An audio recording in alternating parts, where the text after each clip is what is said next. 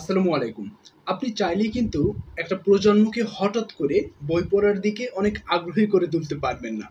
আপনার যদি ইচ্ছা থাকে যে একটা প্রজন্মকে আমি বই পড়ার দিকে অনেক বেশি আগ্রহী করে তুলবো বা তাদের বই পড়তে উৎসাহ দিব, তাহলে বিভিন্নভাবে এই কাজগুলো করা যায়। সেটা হতে পারে একটা বিজ্ঞাপন দিয়েও হতে পারে বা একটা উপহার দিয়েও হতে পারে। আমার এক শিক্ষক তিনি বলে থাকেন, "তোমরা জন্মদিনে বার্গার বা হচ্ছে এইসব গিফট না দিয়ে একটা বই গিফট করো।" আ জন্মদিনে হচ্ছে আমরা সবাই ট্রিট চাই।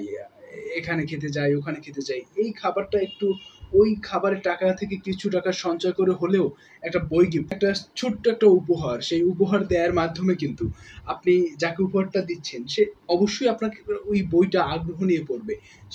দেখবেন কি অনেক বড় একজন পাঠক না হলেও তিনি আপনার বইটা অনেক আগ্রহ নিয়ে পড়বে। কারণ হচ্ছে কি আপনাকে যেহেতু আপনি উপহার দিয়েছেন, হয়তোবা আপনি বিশেষ একজন কেউ হতে পারে। আবার বিশেষ কেউ নাও হতে পারে। এখানে বিশেষ হতে হবে এমন কোনো কথা না। বাট দিন শেষে দেখুন আপনি যদি একটা বই উপহার দেন তাকে, তার কোনো না কোনো সময় তো ওই বইটা বাসায় থাকবে বা দেখবে। মনে হবে না বইটা খুলে ২-১ লাইন পড়ি। যখন ২-১ লাইন পড়তে শুরু করবে ১ম খারাপ লাগবে। কিন্তু একটা পর্যায়ে গিয়ে দেখবেন তার ভালো লাগা কাজ করবে।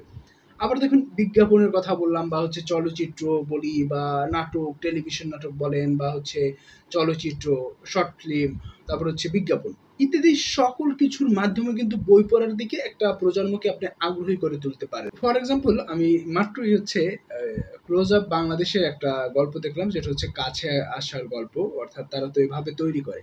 যেটা ছিল একটা বইয়ের একটা ক্যাফে নিয়ে, যেই ক্যাফে হচ্ছে একজন পাঠক আসে এবং ওই ক্যাফের মালিক থাকে হচ্ছে আপনার একটা মেয়ে। তাদের একটা সম্পর্ক গড়ে ওঠে। এই যে কাছে আসার গল্পটা, এই গল্পটা তৈরি হলো বইয়ের মাধ্যমে।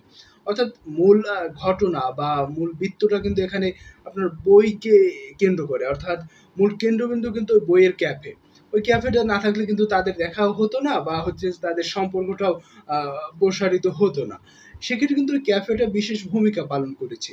দেখুন এখানে হাইলাইট করা হচ্ছে কি বইকে। কারণ বইয়ের জন্যই তো তারা এক হচ্ছে।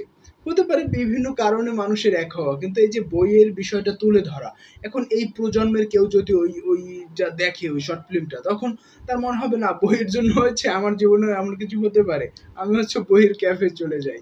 দেখুন এর মধ্যে দিয়েও কিন্তু একজন পাঠক তৈরি হতে পারে যে এভাবে শর্ট ফিল্ম তৈরি করছে তার মানে হচ্ছে বই পড়ার দিকে উৎসাহ দিচ্ছে।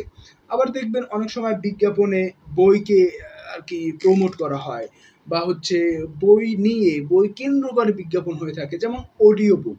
অডিও বুকের যে হচ্ছে আপনার বিজ্ঞাপনগুলো হয়ে থাকে এখানে কিন্তু বই চলে আসে।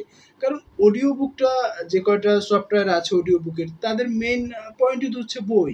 কারণ তারা বই নিয়েই কাজ করে। বইয়ের অডিও করে এবং সেটা প্রচারণা করে। এখন ইত্যাদির মাধ্যমে কিন্তু সকলভাবে কিন্তু একটা প্রজন্মকে আপনি বইয়ের দিকে ধাবিত করতে পারেন বা বই পড়ার জন্য উৎসাহ দিতে পারেন। হয়তোবা আপনি আপনার স্থান থেকে বলতে পারেন যে আমার কিছুই করার নাই। দেখুন আপনার স্থান এবং ক্লোজ আপ বাংলাদেশের কথা চিন্তা করুন। বই এবং হচ্ছে কোথায় হচ্ছে পেস্ট।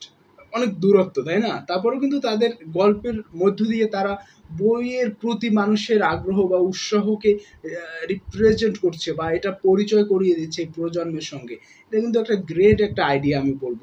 যাই হোক আপনিও চাইলে এভাবে যেকোনোভাবেই পারেন বইয়ের প্রতি আপনার থেকে কিছু একটা করা যে যাতে মানুষ বই পড়ে।